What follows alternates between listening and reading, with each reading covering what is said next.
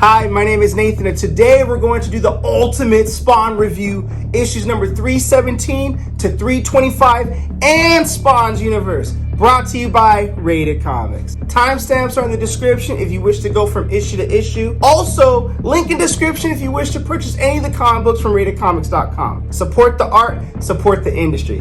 Last but not least, if you like the content we're throwing up, you know what to do. Don't be shy and don't be stingy. Here at Rated Comics, we do awesome comic book reviews, comic book related content with the occasional comic book giveaway. With that being said, let's get to it. We start off with this book with Omega Spawn telling Spawn, you're never leaving this island. Unleashing this beam, and each earthquake he started meant to frighten but not destroy, at least not yet. Not while I'm standing here. Just going off on this rant. Okay, Omega Spawn, you sound like Omega girlfriend on her time of the month. So Medieval Spawn is like, he's going wild.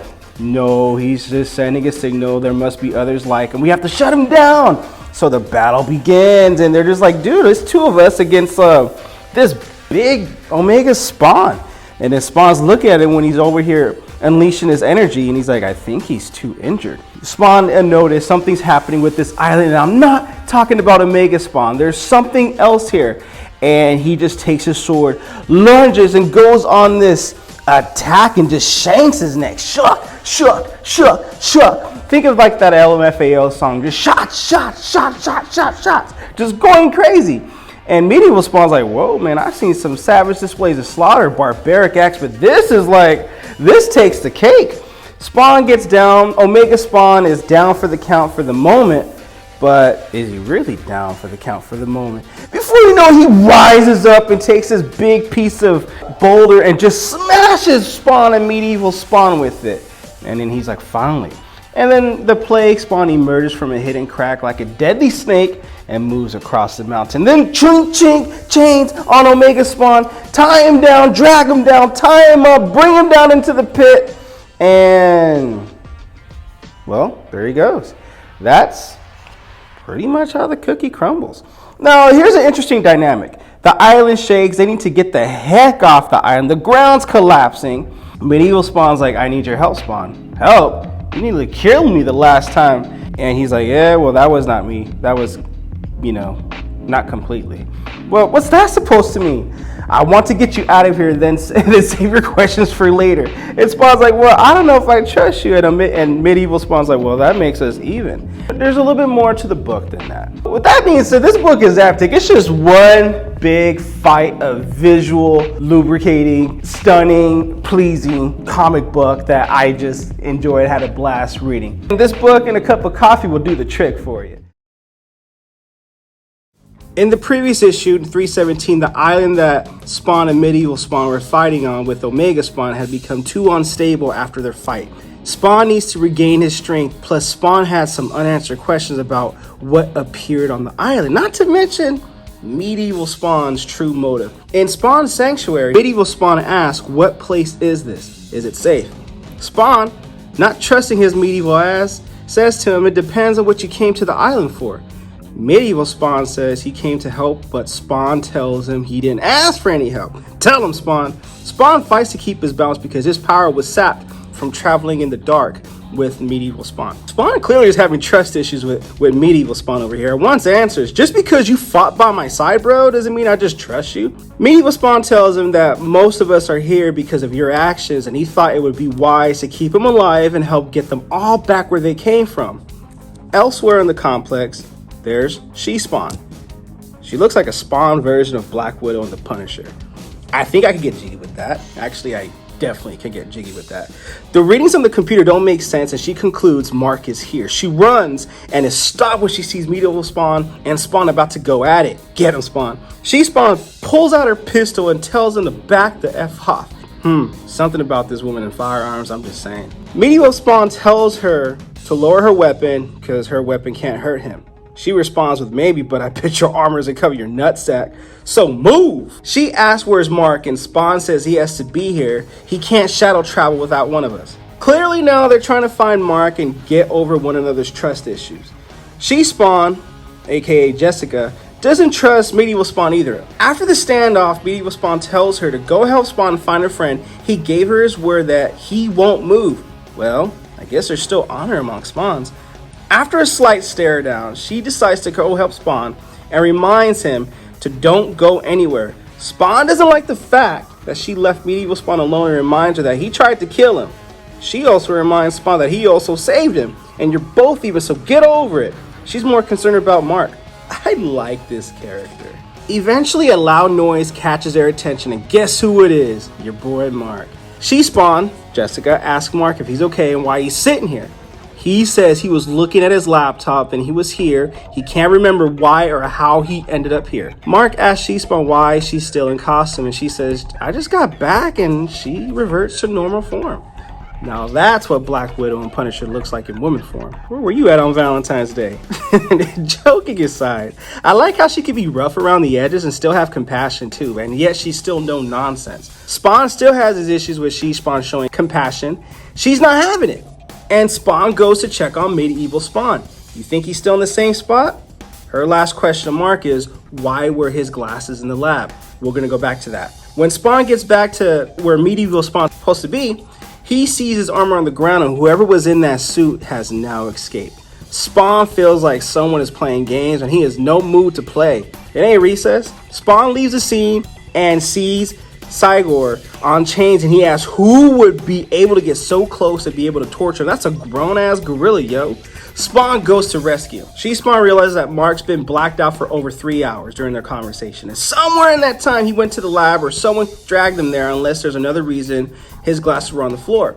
Mark's memory is slowly starting to come back on what was on the screen, and it's possible it had something to do with Spawn's mission. Something about the data on the screen wasn't matching up to the energies tracker they were following, and possibly new targets that were popping up. Spawn shows up pissed that Krygor is hanging and demands answers, and he's getting tired of stuff happening when he's gone. She-Spawn tells him to take a breath, and he ain't having none of it. Spawn says by taking a breath, they can keep advancing their agenda and their forces while we sit on our hands. He explains on the other side will do anything for victory. He reminds her that that other side killed Mark's girlfriend, killed Spawn's wife Wanda, and they kill anyone and everyone you care about.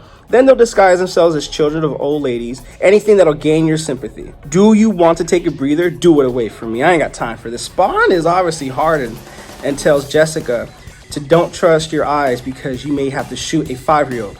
He even tells her to shoot him if it comes to that. She-Spawn leaves the scene. It might be kind of hairy for her, but even though she's compassionate, she also has a no sense kind of attitude. I dig it. Mark tells Spawn that he needs to show him something in the computers. He's been tracking as many targets as he could, but one area seems to be a conduit for new manifestations, like some kind of a portal.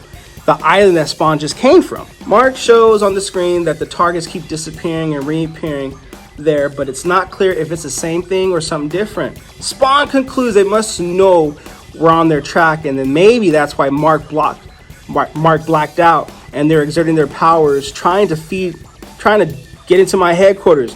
Though that doesn't explain the presence of Medieval Spawn, Spawn decides to further look into this. There's more where that came from, but I got to leave a little meat on the bone for you guys and girls, because this book definitely caught my attention, definitely intriguing. With that being said, I enjoyed the book. I'm kind of curious to see what other characters will be introduced and what Spawn's investigation leads to. In this story, we open up in a little town called Fasitano, Italy, where we see this restaurant owner named Gino, who's just greeting customers, being charming, taking care of his employees, happy-go-lucky. I mean, not typical vibe of Spawn right here, where it's dark and violence, but something's about to happen here. He tells this couple that their baby is cuter than my own children. He tells his Mrs. Giovanni, your elegance and grace are always welcome here, makes her blush, gives her a kiss. Hey, Gino, we need a bottle of Pinot Grigio. Okay, let me go to my wine cellar and I'll go get it. His staff is like, Gino will help you out. And Gino says, no, I know where it's at. It's in the cellar. Now we're starting to get more of a Spawn vibe over here. Down the hall in the cellar, there's a faint sound that displeases Gino. And then he tells these people that he's holding in his cellar for torture, I told you before, silence is all I will tolerate. Unless you wish to be tortured some more, I'm thirsty. I need some water. I don't have no water around here, but I do have wine, and tortures her some more mentally with the vino. Oh man, come on, Gino. Then all of a sudden, temperature drops and it gets chilly where Gino sees his own breath, and we see Spawn enter the building, and Spawn tells Gino to turn around. Gino and Spawn have this altercation, like, who gave you permission to be here? I told them I was never to be disturbed. Who sent you? Spawn asks Gino, I'm told you have one of the files. Gino says someone lied, and then Spawn tells him, well, not the way I ask questions now. You should have seen how fast your vampire friend sold you. So Gino's an undercover vampire and launches his attack, and it's so quick and gets the jump, actually lands a couple punches and kicks with Spawn. And Gino's like, look at you, you're nothing. Whoever sent you did their homework. And he tells him, I had people like you come to me before, but you know what? If you tell me who sent you, I'll make sure your death is quick. But first, tell me who sent you. Spawn Rise is like, oh my gosh, bro. Like, look, man, you're not that good. You think I'm hurt? You're not that good, man. And Spawn tells him, but they should have told you and taught you what a hell Spawn looked like. And Gino says, Spawn, they say they killed you. Well, someone lied. I love the clap back on that one. The thing is, a portion of Spawn's symbiote suit that he wears is a touch of vampiric blood that's coursing through it. So Spawn lands his punches, lands his blows, and they go at it, and it's 3 minutes of just ass whooping for this brother vampire Gino over here. And then Spawn does something that's like an insult to a vampire, and I take this as equivalent to calling a woman that word. You know what word I'm talking about, fellas? That C word that is almost unforgivable if you ever utter those words. So he yanks his fangs and tells him, you're going to tell me what I want to hear. And he eventually gets told where the files are.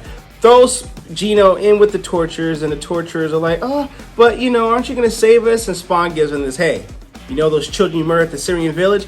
That was your 5th village, wasn't it? I know who you are. I'm not here to save you. I don't give a crap about you, but if you want to exact your revenge, or if you find a way to escape, do what you got to do. So Spawn slices open the cellar where a dozen of high-end, expensive bottles of wine where employees think that they're only for special occasion, but turns out the key is there.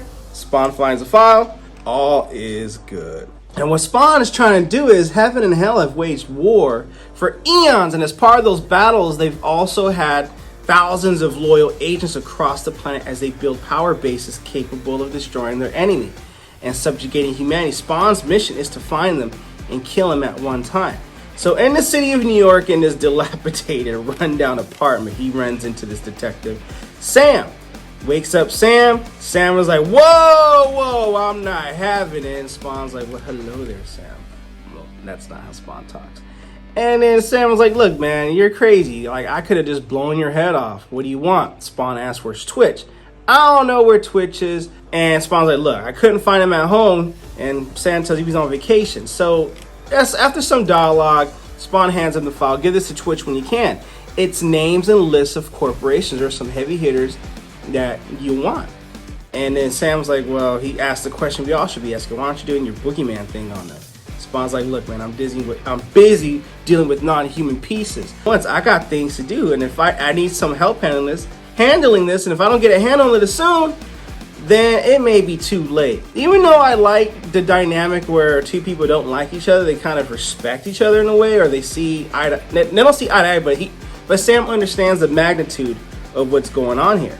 Now, you know, this is a follow-up from Spawn's Universe issue number 1. You can check out the review there. We see Cyborg trapped up, and just taken away.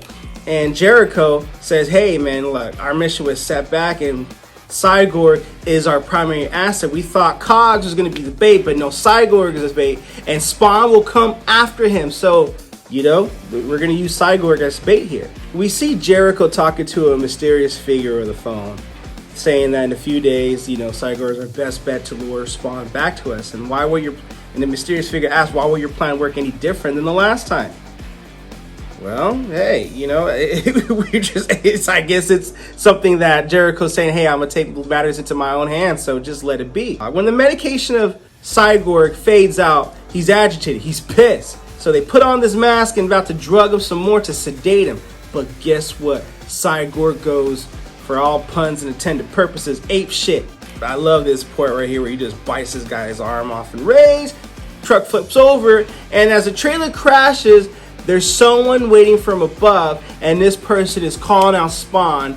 Hey, if you want Cyborg, he's got to come through me. I'm calling him out. It's just like, okay, who are you? Hey, you know, you look like you mean business and all that. And as far as the book goes, I this is what I would love Spawn's universe to be. Short, sweet, punchy, but you know what? I guess the amount of story you get, cool. This is cool right here. I mean, short, sweet, catchy, interesting, and it just sets you up and it leaves you want more. This comic is all about the fight scenes, and man, in my opinion, it doesn't disappoint. We start off with Cyborg on a rampage and give this new villain Soul Crusher a little taste of his mighty gorilla power and strength. I didn't know that Soul Crusher is just a human. Cyborg crushes his gun and gets this soul knotted out the way like a toddler. Even though this book is mainly about the fighting, so the monologue, which is where Spawn goes into the backstory of how Spawn needs Cyborg to help him fight. Spawn has a really interesting backstory to that, but I have to leave some meat on the bone for you guys. Now, it is revealed that Soul Crusher is using this fight with Cyborg as a way to attract Spawn, forcing Spawn to draw him into this fight. Soul Crusher lands a blow to Cyborg that sends him into space, literally. This is an awesome book just to be straightforward, and it doesn't provide much backstory, but that's okay. I want to see some fighting. But that doesn't mean the monologue in this book is rich in backstory. It is. And what's going on with Spawn internally? When Cyborg lands in the ocean and Soul Crusher goes after him and dives right in to finish it off, Spawn shows up and stops this bull jive. And Spawn doesn't give a damn that this guy is just a human. Spawn is looking to unleash his full power and wrath on this guy.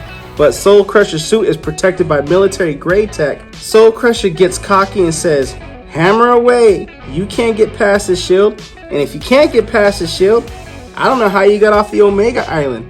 Now, he tries to flex his superiority to Spawn by saying, "I don't know how you non-humans are better than us non-humans if y'all couldn't unlock the dead zones." Spawn plans on dealing with him later, but in the meantime, he realizes he has to retreat and get Cyborg out of the water because for all he knows, Cyborg can't breathe underwater. Out you go into the land, prepare for a rough landing, my man. Spawn has to check if his boy is okay, and initially, it doesn't appear that he'll make it. Eventually, Cyborg barely opens his eyes and Spawn's elated and plans to get Cyborg to safety and remove him. Well, that's short-lived because Soul Crusher blinds him with an attack and he wants to prove himself. Soul Crusher seems to be a little overconfident, and perhaps Soul Crusher may have underestimated Spawn. And the later pages we see Spawn's true power, or close to his true power, being unleashed.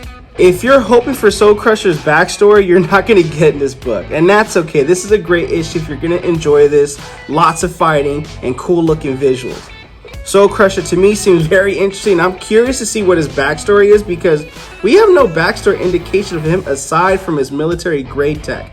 And this book is definitely worth the price if you're into that kind of stuff. If you're new to Spawn and are just looking for a straightforward issue to start reading to Spawn, this is great for you too. Link in description, by the way. I'm ending this review here to leave some meat on the bone for you guys, and I'm confident you will thoroughly enjoy this issue. We begin this issue off with Somewhere Unknown. Spawn calls a meeting with Jessica, aka She, Spawn, and Mark. Both are wondering what this meeting is all about. Spawn pops the question, where is Medieval Spawn? Jessica's like, are you kidding me? That's what you call this here for? Spawn's confused because his team is not as concerned about it as he is on the whereabouts of Medieval Spawn. Spawn's reason is it's been 5 hours since the sensors detected him and he wants to know where the hell he is. It's kind of funny with the back and forth how they just don't seem to think it's a high priority problem like Spawn does. Mark does come to terms with Spawn and agrees that Medieval Spawn's armor is still in the lab and he saw it while grabbing something to eat. Jessica sarcastically says, yeah, whatever. I'm sure he's in the bathroom for all we know. I'm sure he'll turn up. Mark asks Spawn what he would like them to do. Spawn tells him don't do anything because you can't. It's one of the many problems that they can't help him with. Spawn wants to know who is Medieval Spawn. They can't help him with that. Why did Medieval Spawn rescue him on the Omega Island? They can't help him with that, and that's issue 317 callback, I believe. How do you know he was there? And 4, and also once upon a time, Medieval Spawn tried to kill me. Spawn doesn't know his motives and or his motivations. Jessica thinks Spawn is paranoid and reminds Spawn that Medieval Spawn saved you on the island, and if it weren't for him, Spawn would be stuck on the island. Spawn finishes with that he's not worried about Medieval Spawn specifically. Spawn tells Jessica that this place is supposed to be undetectable and impenetrable. Instead, he's got strangers coming and going. Spawn's mind is going all over the place as he deduces none of this happened before Jessica and Mark were in the picture, and he believes they're both liabilities now. Naturally, they're both shocked to hear. Jessica reminds Spawn that they both had normal lives, and Spawn brought them into this. I mean, this is getting heated and comic book petty in a good way. Great way to build up the stakes and tension here. I hope something happens and Spawn will realize that he needs them more than he realizes. Spawn walks away shaking the floor with every stride he makes. In another room, Spawn goes over files from a few enemy factions because they are remains of the two large pieces that are still missing that Spawn is trying to solve. 1. How many beings fell into the time paradox rift, some of who are Spawns themselves? 2. Is finding those from heaven and hell that were already here. Jessica and Mark still debate what's really going on with Spawn, but they both know they need him, even though they think he's getting worse. From Spawn's perspective, he's getting more realistic as he sees forces of heaven and hell beginning to become more public with their actions. Once upon a time, the shadow players, forces of heaven and hell, wanted no part in revealing themselves. Now they just don't care, and it's all out there as they become cocky and careless. Because of the time rip, it's a literal free-for-all as demons and angels and humans are all making new alliances. Spawn going through the files earlier leads him to this guy, Paul Green. Normal looking dude with a sus living arrangement and hygiene. That's just nasty. But then again, that's Spawn doing that to him. And Spawn know what Paul fears. Spawn asked Paul for the files and where did he hide them. Spawn needs those files for fighting this war. Paul tells him that he put them in a safety deposit box in the bank in Pittsburgh. You can have all of them. I'm done with that life. Paul asks if Spawn is fixing to kill him. Spawn tells him, I have what I want, you're not worth my time, and they'll hunt you down in search of me. As Spawn gets ready to leave, Paul summons his attack dogs. Spawn's like, come on, man, you're sending dogs on me? I'm tired of my enemies that haven't done their homework. Paul's shocked that Spawn can control his dogs, and those dogs go docile. He opens the door and sees what he calls an unimaginable horror. The prisoner mother tells Spawn, I'll do whatever you want, just please leave my baby alone. Oh man, this is rough. Spawn wants to make sure his instincts are right and that this isn't a trap. He puts his hand on her head and her past flashes back and plays out like a movie for Spawn. In short, she was 16 years old and a vibrant cheerleader when she was painfully shoved in the back of a van. She became this guy's pet and slave for 4 years, abused, raped, starved, and raped over and over again.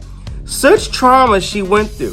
To make matters worse, he tried to beat it out of her to have a miscarriage, but she ended up giving their daughter, which only infuriated Paul even more, so the beatings became worse. She will walk with a limp, and she will never see clearly out of one of her eyes for the rest of her life. He took someone with kindness and beauty and broke her because he could. When Spawn uses his power, this fills him with misery of others.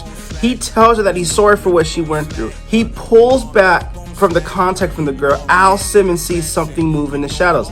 It's his ex-wife, Wanda, the only true love of his life. Yet all he could think of is if men and immortals can do something like this to a young woman, they could have done it to Wanda, and Spawn's blood begins to seethe. And then Wanda goes, and Al wonders if he's losing his mind. Paul comes in, dark and grimy like a mofo. You don't look so good, Spawn. I know it'll make you feel better.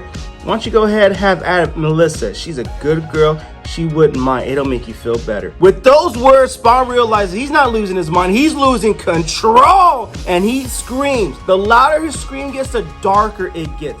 First, it was just the basement in the house. And eventually, the entire county stripped of all light and matter.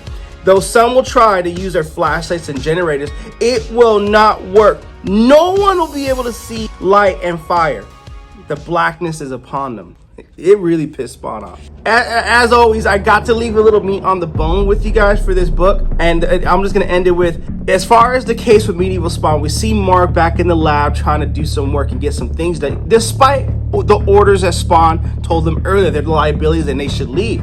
Spawn gets back, he hands in the files. So in the case of Medieval Spawn, it has a very interesting point at the end, a very interesting plot twist, and we get to see what it's all about and get more of a backstory about Medieval Spawn, who, what, and how he came about.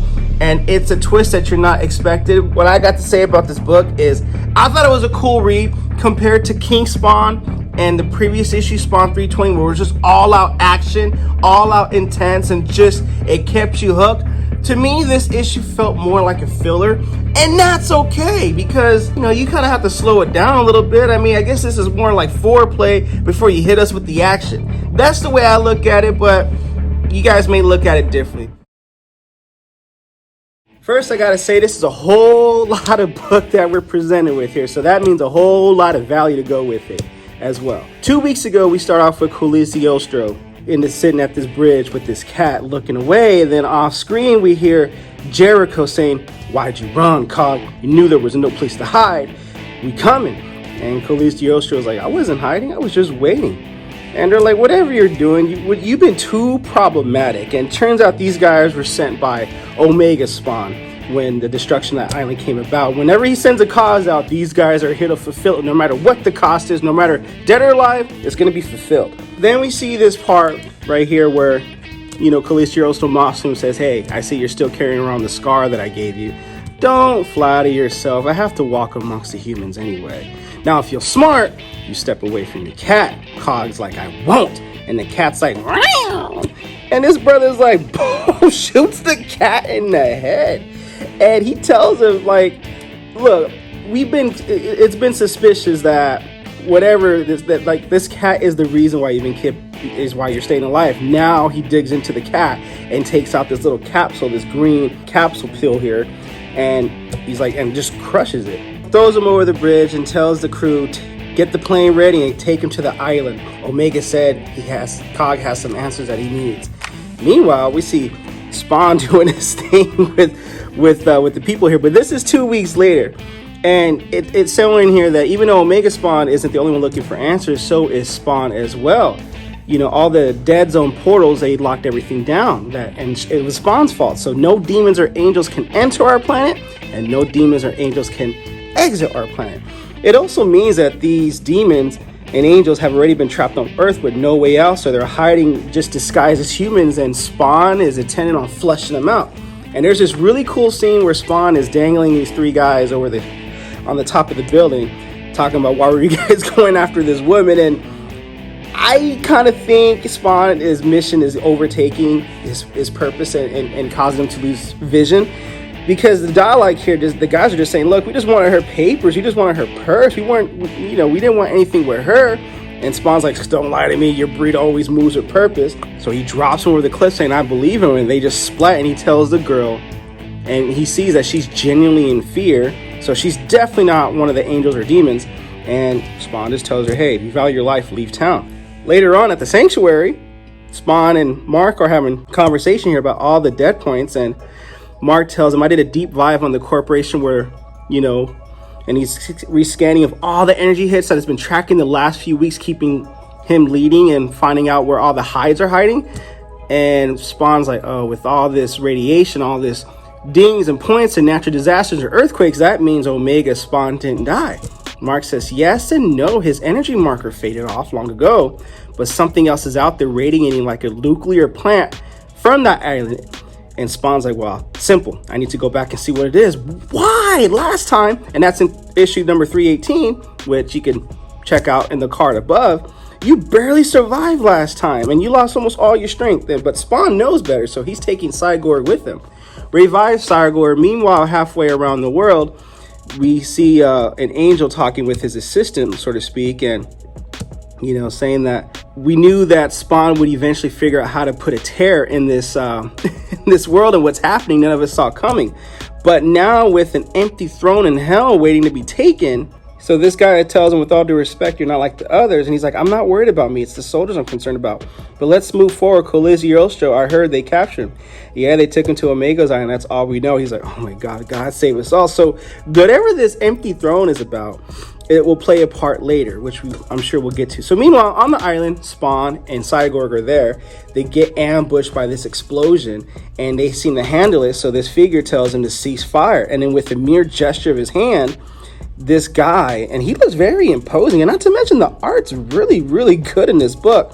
He just paralyzes Spawn, and he tells Spawn, "Hey, you did me a favor with Omega by eliminating Omega Spawn. I came here hoping to join his side to formulate taking over the I hate to say world and earth at the same time, to formulate taking over the earth.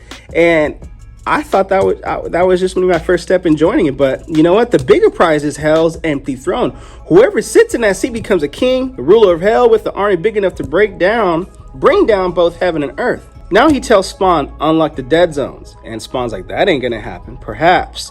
But you might just need a little incentivizing. So he does that gesture again with his hand to mind control Cygor again. Before you know it, Cygor just breaks Spawn's back. And this picture right here is sick. And meanwhile, we got more dialogue here. I'll say that for you guys reading the book. This brother takes Spawn and Cygor for prison and interrogation. Now we see this brother Jericho was like, wow, we're quite impressed with how you handle this with such ease. And whoever this guy is, it's a new character. I'm not familiar with him at all, but he looks like someone that means business. So what they do is they put Spawn in a room with Gunslinger Spawn and Kugliziosto, but Kugliziosto is like, I want to tell you guys something. And they're like, look, man, we ain't trying to hear it. You brought us here. You always been trying to coax us and scam us, and you've always been in it for you. But perhaps Kugliziosto had something to tell him. But in this weird turn of events, he acts crazy and deranged and rants and screams, and they let him loose. But while he gets let loose, he takes a bullet off of Gunslinger Spawn's body. And in this callback moment of 300, I believe that's what they intended to do, the guards kick him into this pit and he just falls into this darkness. And Spawn's like, okay, I don't know how your powers work, but just follow my lead. Your lead? I'm here because of you in these dead zones, so you keep your plans to yourself. And in this cosmic force of electric currents explodes from within the shackles, he eventually makes his escape, and so does Spawn with his symbiote. And it's funny how the enemies always underestimate Spawn's symbiote. Now we get this cool buddy-to-buddy Spawn moment where they're just going ham on their escape and going crazy with their gunfire. But in order to get the answers they need, Spawn hesitates in this moment, which Gunslinger Spawn shoots him in his chest, and Spawn falls into the shadow transport. They're safe, but they're pissed because they both know something isn't right and they need answers.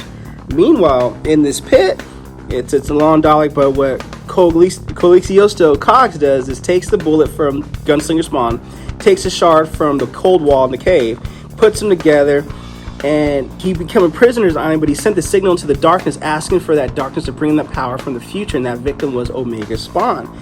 Now we get Plague Spawn coming out, and in this moment, we see moments here where it cuts to this guy on a cruise ship having a FaceTime with his family. Why did it do that? I'm like, where are you going at with this, Spawn? But it turns out while Cogs was doing the bullet and the cake shard together, he didn't mean for it to take life. It was just an unholy baptism, but this whirlwind of pull just happened, which killed this guy and this crew member, and he became New Born Sin. And he was born sin. That's the new name. Cogs is out with the old, in with the new. Out with the old, in with the sin. It's a lot of book here, and I'm not even going to go into these stories. You got a backstory of medieval Spawn, which I thought was kind of meh, but guys comment below, let me know what you thought. We get a backstory of She Spawn, which I thought it was touching, with how she has to say goodbye to her daughter, but she has to play off like it's her aunt, like hiding and protecting and shielding the fact. I thought that was touching. Now this is the most badass story. Gunslinger Spawn. It's just a brother who's been dead and killed, his face skinned alive, and he makes up, and these wolves are like, hey, we know this brother's out for revenge, and shit's about to happen. I dug the book. I don't have much backstory with Spawn, but I think what Todd McFarlane does pretty good in this book is it kind of touches on things, and also it helped that I did read Spawn number 318, and I think that's required reading for the most part, but I think you could catch along or at least have fun with this book if you're just jumping into Spawn with this book only. That's just my personal opinion from some dude on the internet, but with that being said, now we start off with Spawn's on another hunt for a secret file pertaining to the Shadow Players, and he makes his horrifying discovery in the basement of one of their former associates. You can see issue number 321 for a reference, but now when Spawn was so angry, a blanket of darkness has spread across the town in a 12-mile radius. He stands over the imprisoned woman and finds her baby, and he cannot find the words to describe what he's thinking. Now, this vampire guy, I believe his name is Dave, one of the shadow players, is asking Spawn, what'd you do to my dogs? They're not listening to me. And then Spawn's like, they resonate with me, and he's controlling the dogs now. Spawn is just livid and pissed, and like a lion attacking its prey, Spawn lunges at his enemy with full speed that he really shown, and is just going to work on this guy. Spawn hits him hard enough to crush cartilage, crack bones around his nose and eye sockets, and crack 3 ribs. And you know what? This is all too easy for Spawn. Knowing the weak will always make one last feeble attempt to survive, he grabs his piece and he's like, you know what kind of shells I have in here? The kind that'll kill you. Spawn retracts his cloak and he's like, alright, take your shot. Stop threatening me. Fully exposed, he shoots him. And Spawn is not even showing even the slightest bit of pain in this instance. And this guy is like, what the heck have you become? And then he makes one more last feeble effort to shoot him. And he's like, bro, don't you dare smile at me. And a chain knocks him across the face. Broken. The vampire struggles to breathe as he feels his body begin to quiver and sweat. I don't know why he's doing this. He tells the vampire, I need you to say one word to me. Monday. That's it. Say it. Say Monday. And that plays a part later. Why? You'll see. But if there's one thing that Spawn knows, it's that vampires rely on nourishment. So draining the blood from the victims to sustain their compulsion to always feed, he attaches these roaches to go in and start draining blood from this guy. And you can just see like the blood being drained from his eyes. So Spawn approaches the lady and the baby, and she's like, please, she's scared. She doesn't trust him because he's in a Spawn form. So what he needs to do is he needs to revert back to the Al Simmons form so he can build trust and get her out of there and get her to safety. She nods for approval that, okay, I'll let you carry me out. And this girl's been raped and abused for 4 years, and you got to read the previous issue on that. Al Simmons takes her to the doctor. She's like, what are you doing here? I'm calling security. He's like, no, she needs your help. I'll beg if I have to. But I'm telling you, she needs someone, and you are that person.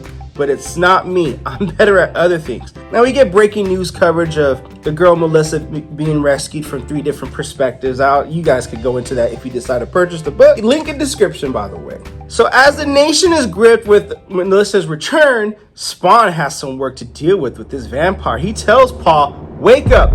We've been waiting. And he's like, what you gonna do? I need you to be quiet. You gonna kill me? Perhaps, but I need you to say one thing before I do anything. What day is it? Say it's Friday. And Paul's like, okay, it's Friday. Exactly, today's Friday. And you haven't eaten in nearly 5 days. And for a vampire, that could be pretty severe. No blood, no food. It hurts, doesn't it?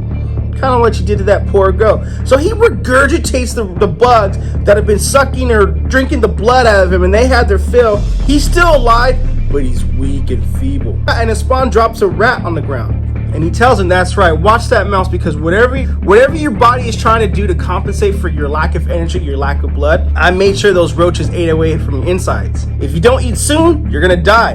That mouse is fresh blood, and down that skinny hallway, there's lots more blood on the other side. I know you can smell it. Your decision right now will decide your fate, life or death. Make your choice. He's like, okay. And I guess he's not sure what the heck Spawn's all about, so Spawn slashes a cut on his face. Like, if that makes your choice easier, I made a little cut on your face to bleed out, so now the bugs can smell your blood. Make your choice, Paul. Upon entering the hallway for the rat, these spikes come down and crushing this guy and cause him excruciating, unimaginable pain. And Spawn uses with this cape to build it as a way to torture in hopes for reminding Paul about all the days he inflicted pain upon that teenage girl without a moment's pause for concern and passion. Spawn is simply returning the favor, and these roaches are just drinking more of his blood as he continues to drip blood. Spawn tells him there are 1,307 spikes in that cape. It's specifically the number of days Melissa was held captive under your guide.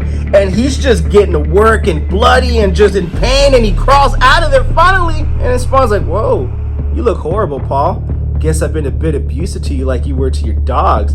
I can commune with animals, and now they're under Spawn's control. Here's the key to unlock the door for the other side. But the bugs, yes, the bugs on the other side, they'll drink you. So it's one thing or another. You can go and try to get out of there and deal with the bugs, but at least it's your chance for freedom. But I promise your dogs I'll feed them, and they haven't eaten since Monday. and they're really pissed at you. I thought this book was great. I thought, hey, if you like torture, if you like the fact of getting even or revenge or one of those revenge stories, this is definitely great. It's great to add to your personal collection. I left some things out for the sake of, gotta leave some meat on the bone for you guys. But with that being said, so we begin this issue with several days in this small town. Darkness is surrounding it, and his electrical power source has been cut off. Spawn issue 322 and 321 cover that because of Spawn's power and what he was doing. But people wanted answers, and no one seemed to have it. History has proven that 1,000 times over that in times of chaos, it's the best time to strike your enemy. Keep in mind of that. Following that lesson, a massive cluster of bats descend, and they conform. And they mold into this vampire named Rebirth and his other vampire cartel. They're surfacing here because Rebirth wants to talk to Spawn. And he tells his crew, stay here, I'll signal you if I need you to come help me out. So he goes into the cabin where Spawn tortures the other brother from the last issue. Rebirth enters the cabin, he senses Spawn is hiding. He's like, I know you're in there. I smell your victim's blood. His demand is only met with silence as he opens the door, and he is offended. Like, you know what? You're really gonna play this cheap parlor trick on me? Spawn, bruh, be better than that. And Spawn emerges with the pistol, ready to shoot, and he's like, why are you here? And Rebirth is like, you know why. For the same reason you are, to survive. What is this war is about? For us to outlive and outsmart our enemies, right? And Spawn's like, and who exactly is our enemies? And he's like, okay, bro, I sense sarcasm. You think? And he knows he senses sarcasm because he believes Spawn thinks he's better and he's different than them, but they have a common purpose, And that common purpose is to survive this war. Rebirth tells Spawn they're trying to isolate you, pushing away from possible allies. Heaven and hell like it when you're on your own. I'm here to offer you an option. And Spawn's skeptical. He's like, hey, I believe there's an alliance between us. It's not a comfortable alliance, but it'll serve its purpose. And as the resistance grow, at the very least, they have to change their tactics because you and I combined, we're formidable enemies to them in this war. And Rebirth tells them, I'm getting tired of their BS because both think I'm loyal to the other side. Heaven doesn't trust me because of my group's bloodline, and hell doesn't trust me because they're suspicious of that we share our DNA with the humans. That makes us distrust and outcasts, and we're living in our own purgatory. And you know what? Let's join Spawn. And Spawn's like, nah, bruh, I'm not interested. He's like, well, I thought that'd be your attitude, but you can't hide from your vampiric genes forever, Spawn. Every hell Spawn has that vampiric genes. So you know what? That kind of makes us brothers. And Spawn's like, whatever, bro. But this guy is like, but make no mistake, I'm the bigger brother here. And then with a slight gesture, Rebirth waves towards Spawn, and he lurches back like he's been shot, instantly feeling pain in his chest. And even though Spawn has no human lungs, he's struggling to breathe at this point. And Rebirth knows this. He's like, you're still weak, Spawn, so stop pretending. I get how you could take one of their low-level agents. And he's referencing the other vampire that Spawn tortured and murdered in the last issue. Whenever Spawn uses powers, he has less power to use for the next time. He has to heal up. He's like, you're weak. And Rebirth tells him, look, we've been taking advantage of the current situation you created. Thanks to this darkness, my army thanks you. We capitalized to feast. And it shows all these vampires of his crew just feasting. The news crew's not knowing what's going on. Nobody knows what's going on. And they're getting feasted and feasted. This is just awesome horror Halloween comic book. So Rebirth is like, all right, I'm going to ask you again. Tosses him like a ragdoll, wiping the floor with Spawn. He's like, can I count on you? And he lifts up the sofa for two reasons. One, to show his physical prowess, and two, he rips off the leg of the sofa. And he's like, look, if you think I'm taking pleasure in this discussion, I'm not. I'm just trying to find an alliance here.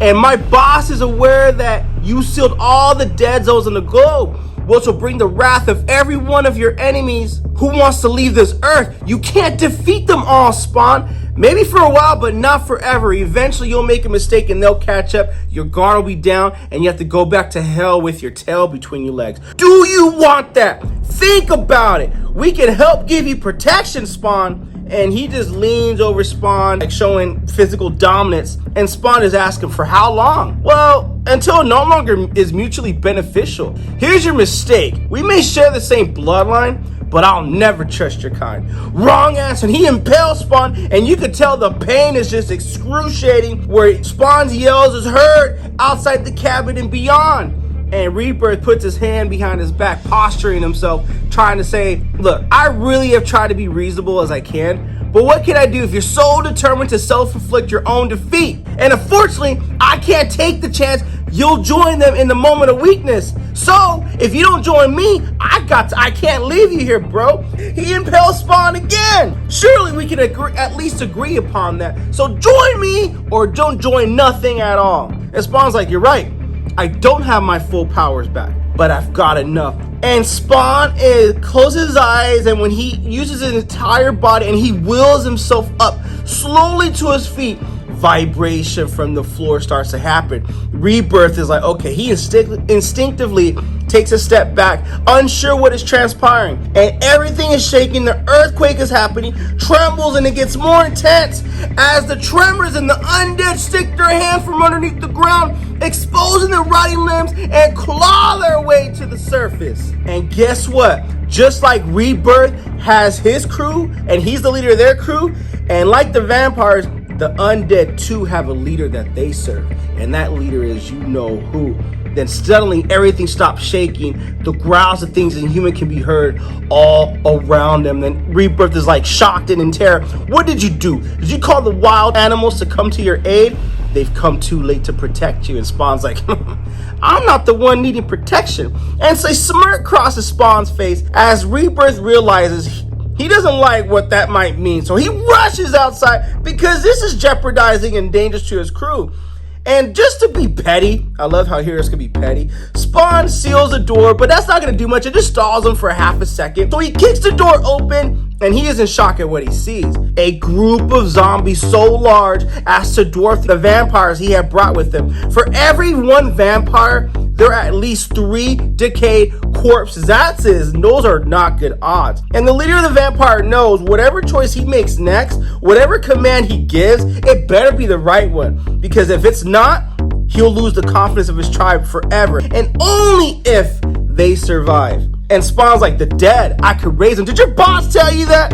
He said you changed. It's why we thought we should join arms. To harness our power against God and Satan, not because you should care about us, but because you care about the humans. And he looks at Spawn again. You have a shot at keeping this planet safe of eliminating those who harm humans. You know the stakes. Think of what our armies could be. So he's telling Spawn, if you're raising the dead, this is just a small taste of what you and I can actually do. And Spawn has thought about it. There's 2 things he's learned from it. Never trust anyone because they all have agendas, and always, regardless of your physical health, make them fear you. He impels Rebirth, kicks her to the ground, and they're like, our leader attack. And they plan to attack, but they know they can't attack unless they want to leave and raid through this rabid monsters of undead. Remember, for every one vampire, there's 3 of these undead. This is an awesome book, and I got to leave a little meat on the bone with you guys. What he does to Rebirth next as a show of physical dominance is just unreal. And what he allows the undead to do to Rebirth is just super unreal too.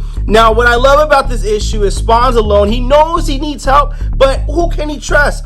And eventually, the moral is, if he keeps going on with this alone, and he used every ounce of strength in his body to show that he's not weak, even though clearly he's still in pain, how long can he keep this up? And it took everything in himself from passing out.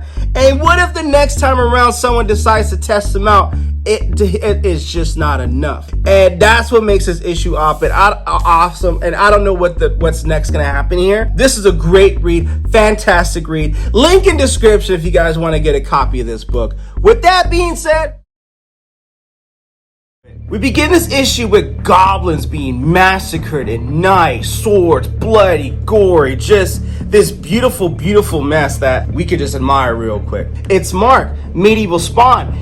When he goes into this transforming into Medieval Spawn, he doesn't know what happens to him. It's like for weeks now, Mark has been trying to figure out where he goes when his medieval persona takes place. Every time he transfers back to himself, it's like a sense of like dark memory screaming void. Like he strains to hold on to his memory in his mind, but within seconds when he transformed back, that memory is gone. Then we hear a voice saying, it's not easy, is it, Mark? And it's Jim, and I don't know who Jim is, but this goes back to way back in issue number 312. And Jim comes over there, talks to Mark, is like, hey bro, it looks like you ain't the only one gripping with this madness. And Mark's like, okay, well, how did you find me exactly?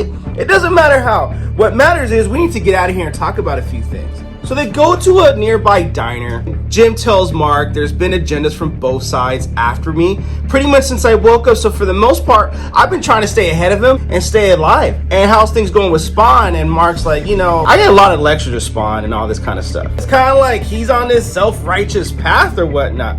So Jim asks him, well, tell me about the helmet, what's been going on with that. So Mark tells him it's been a couple months since I've been messing around with this helmet and it's kind of attached itself to me. I try to get rid of it a few times, but it just keeps reappearing. And to be perfectly honest, I'm kind of losing my self-control with this just a little bit. So Jim asks Mark a question. Can I ask you something? Do you trust Al? He's like, what do you mean? It's not a trick question. I mean, do you trust him? I mean, yeah, we both know he's not exactly the most stable guy, but I do trust him. Yes or no? The reason I asked is because you don't know if he realizes it or just doesn't care, but either way, he's on the verge of bringing down the whole world with him. He's always thinking about saving humanity, but he's turned the planet into his personal war zone. He ripped the a-hole in time, for freak's sake, and you think he'll stop by now. Wonder if Spawn is actually doing more good than harm. Actually, sorry, if Spawn's doing more harm than good. Correction. Mark's like, what, you want me to like backstab Spawn and go rogue? That's not what I'm saying. I just want to make sure our enemies are number one target. And it's to the point where if Spawn wants to win this war, he has to consider allying up, like joining forces. And Mark said that's exactly what me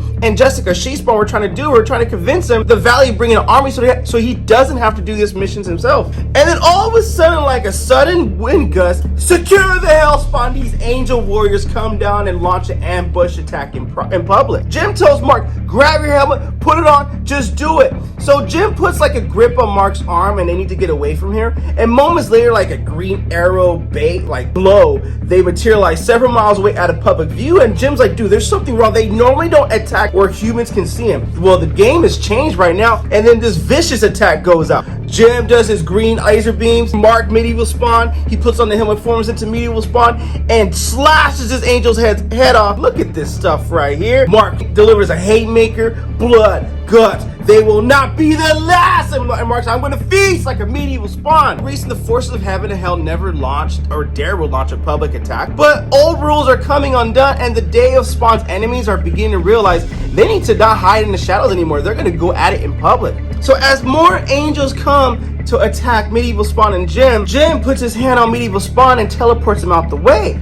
And medieval Spawn's kind of pissed, like, we don't have the fortitude for battle. Bring your own coward, boy. I'd rather fight my enemies and not run away for them. And Jim's like, then you are a fool. You're using Mark's body, and I'm going to make sure he stays in one piece. And medieval Spawn's like, okay, well, you know, you bear the mark of heaven and hell, so you're like some kind of abomination. Well, that's another story that Jim's going to explain later. So after some dialogue, and it's clear that medieval Spawn sees Jim as an ally for now, and he has Mark's best interest at heart, he's like, okay, you're proving yourself useful today. Tomorrow is another test. So he forms back into Mark, and Mark asks, well, did medieval Spawn say anything helpful? I'm afraid not. He just disappeared. But Mark, I need you to remember this. If it weren't for today, would Spawn be here to have you back? Would he even notice you're missing? I mean, I was there with that attack today. Ask yourself, if you had been captured, or if I hadn't been there, or you weren't able to get that helmet on time, would Al come to rescue? Crap, would he even notice you're gone? So think about what I said. We will be in touch. And this leaves Mark with something to think about. Now, 2 days has passed since the confrontation with the vampire general Rebirth, and that's from the previous issue. You can check that review out, Spawn 323. And the question is, how far is Spawn willing to go to corrupt himself for that potential victory? Because even he's contemplating that he knows he needs to ally with some forces to win this war. And then his gold being appears, wing right spread. Hope you're grasping the severity of the situation we face. So Spawn launches a chain attack. He deflects it. You need to preserve your strength. We will need it later. So Spawn's like, okay, what is it now? What are we doing here? He unveils himself, disarming himself, showing his face. Is like, and Rebirth is like, now there's a lot we need to discuss, Spawn. I mean, as far as the action, there's not a lot of action going on in here, and that's okay. The dialogue and the conversations were good. They were interesting. It pushed the story forward. I think this was a setup to like a Spawn team up. I forgot what that name of that comic is, with a Spawn team up that's going to come out in January. So I'm totally on board with it. And I think this is an awesome read, a fun read, great storytelling. And also the art was damn well gangster as well. Link in description if you wish to add Spawn issue number 324 to your comic book collection. With that being said, We begin this issue with the narration of this Centurion Spawn. 2 days ago, he was ambushed. He knew that before long this moment would come. It was just a question of when. Thor was pursuing this guy. He is nothing to be joked with. We just see this brother getting worked on. If this is going to be the end of him, he will not accept it quietly, and these energy blasts are going crazy. Even though he went to work, it looks like here in this panel he got worked on.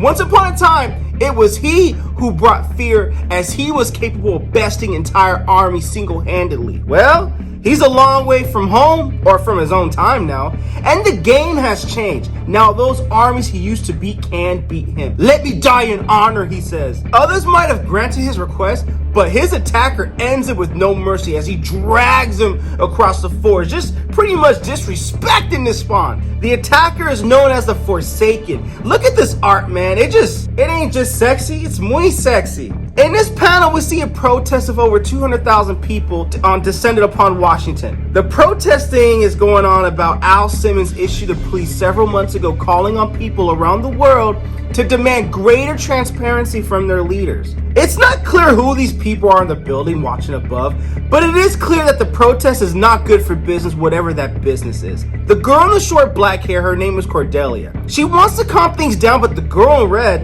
who is also muy sexy, thinks this protest is a harmless little outlet for people to vent their frustrations and just to let it run its course. Cordelia's not having it. She feels the longer this protest goes on without putting a cap on it, someone's gonna pry into their business and figure out the truth, even if they discover it by accident. And that's only going to make things harder on them as the war ramps up. So these are angels that are stuck on Earth. Cordelia knows that they need to be dealing with Spawn. If we don't, someone else will. I believe that's a reference to Spawn 323 with Rebirth. The vampire there told Spawn that eventually he needs to ally with somebody to win this war. You can check out the comic book review on that as well. The throne of hell isn't going to stay empty forever. In her eyes, Spawn cannot be the one to take the throne of hell. In her eyes, Spawn cannot be the one to take the throne of hell. He'll destroy them. So their plan is to stay in the sidelines and wait for the contenders to reveal themselves. And once they feel they see a likely winner, that's when they'll make a decision on who to side with. She feels by doing this, they'll have leverage to have Spawn